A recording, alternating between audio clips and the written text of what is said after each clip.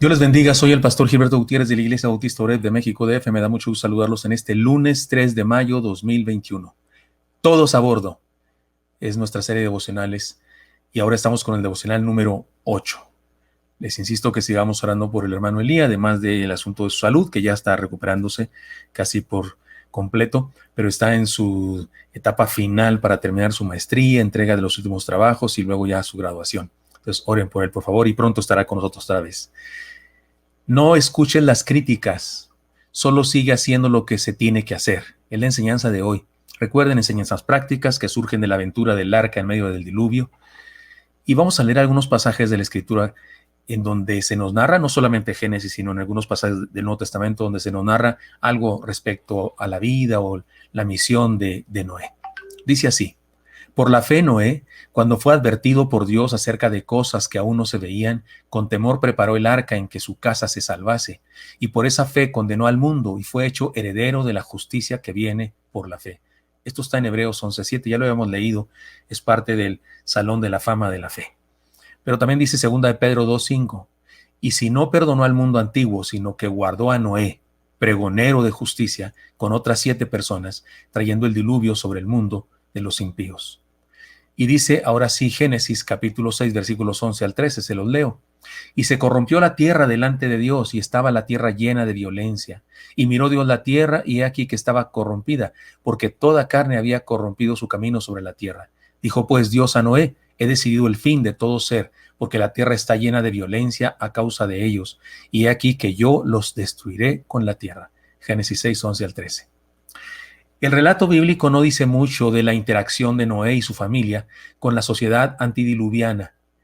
Se concentra la narración en la interacción de Noé con Dios. Eso es lo que importa aquí, cómo se relacionó Noé con Dios. Sin embargo, por tradición se dice lo que se tiene en la conciencia, digamos, colectiva de los cristianos o de los estudiosos de la Biblia. Por tradición se dice que los habitantes de aquella época se burlaban de Noé y su familia. De hecho, existen cantos evangélicos que ubican a la gente suplicando a Noé que les abra la puerta cuando ya había sido cerrada por Dios mismo. En todo drama o película que se ha hecho sobre esta historia, se pone a Noé advirtiendo, predicando, diciendo a la gente que se acerca un diluvio, que se preparen, y a la gente rehusándose a creer.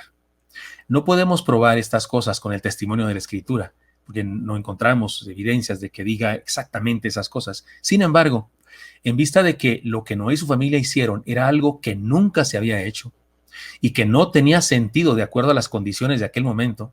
¿A qué me refiero que no tenía sentido? No había un lugar donde poner semejante cosa a flotar. Esa gigantesca construcción de madera calafateada con brea, dice el pasaje, posiblemente petróleo crudo, como haya sido. Esa semejante cosa, no había cómo trasladarla a un río, un lago. No hay tal sentido, seguro, no hay tal inteligencia. Era evidentemente para cuando llegara el diluvio y las aguas subieran tan alto que taparan los montes, y entonces funcionaría. Así es que no es difícil pensar que definitivamente experimentó burlas y críticas, porque estaba haciendo algo raro. Imagínense que de repente un vecino suyo ahí compra un terreno baldío cerca de su casa y comienza a construir una gigantesca cosa de madera, y usted le pregunta: ¿qué está haciendo, compadre? Y él dice: pues estoy haciendo un lugar donde vamos a salvar a mi familia y a todos los animales terrestres, y va a llover a montones.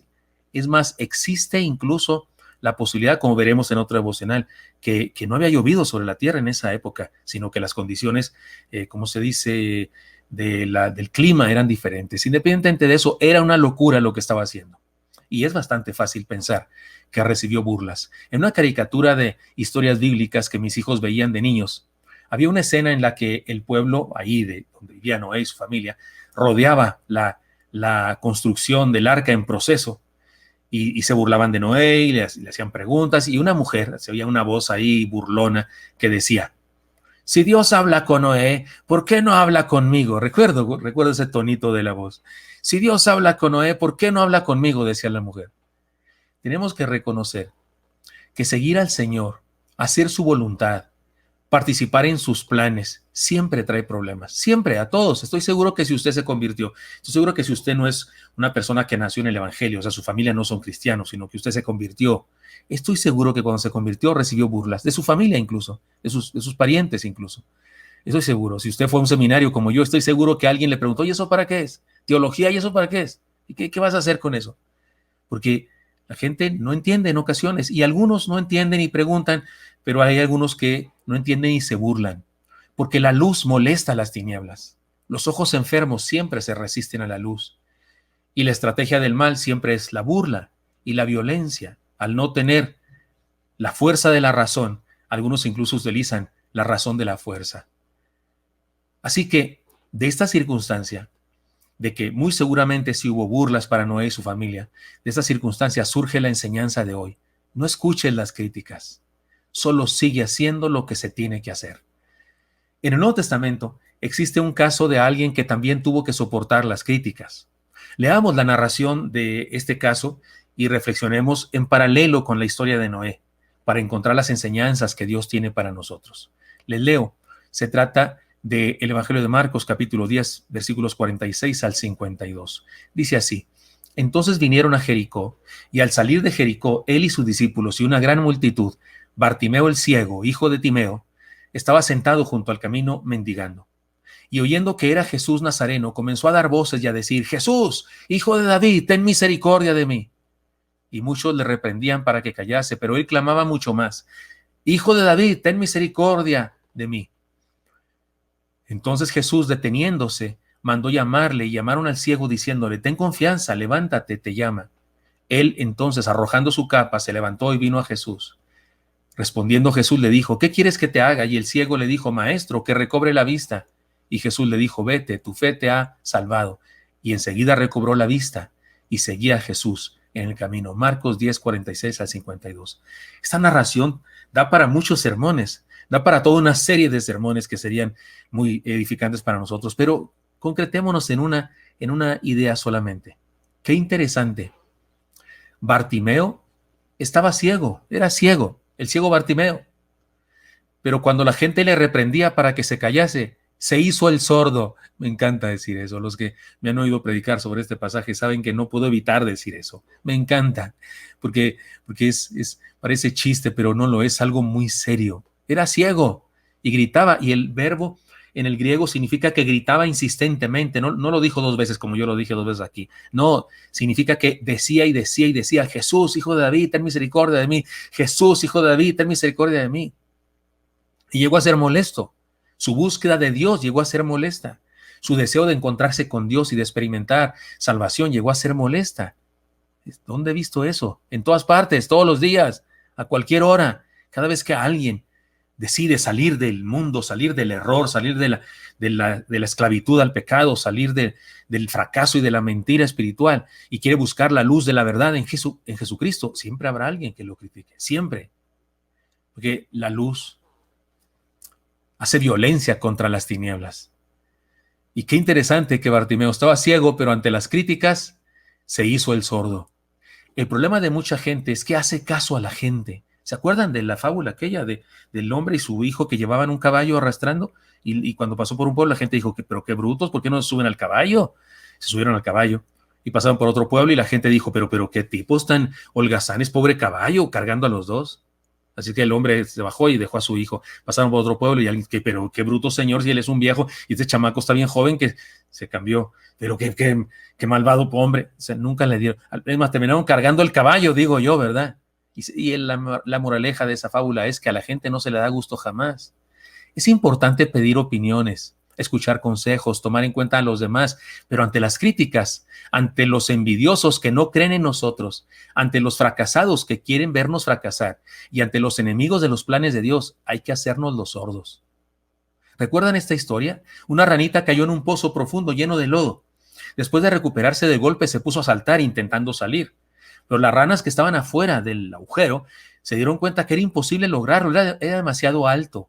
No iba a lograrlo, ninguna rana podía saltar tanto. Así es que le dijeron: ya no te esfuerces, descansa, es demasiado alto para que lo logres, mejor no te canses. Pero ella, al verles gritando, lo intentaba mucho más, se esforzaba mucho más.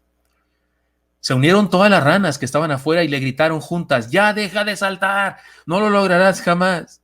Ella, al verles, insistía mucho más, hasta que en un esfuerzo más allá de sus fuerzas, un esfuerzo sobre rana, no sobre humano, sobre anfibio, ¿no? Un esfuerzo sobre anfibio, logró saltar tan alto que llegó hasta la orilla y ahí fue ayudada a subir. Cuando la vieron afuera ya, pero al punto del desmayo, le preguntaron: oye, ¿por qué no nos hacías caso? ¿Por qué seguías saltando? Si te insistíamos de que no saltaras ya, que era imposible. Y ella dijo: eso me decían. Se quitó el lodo de los oídos y dijo: eso me decían. Yo pensé que me estaban animando.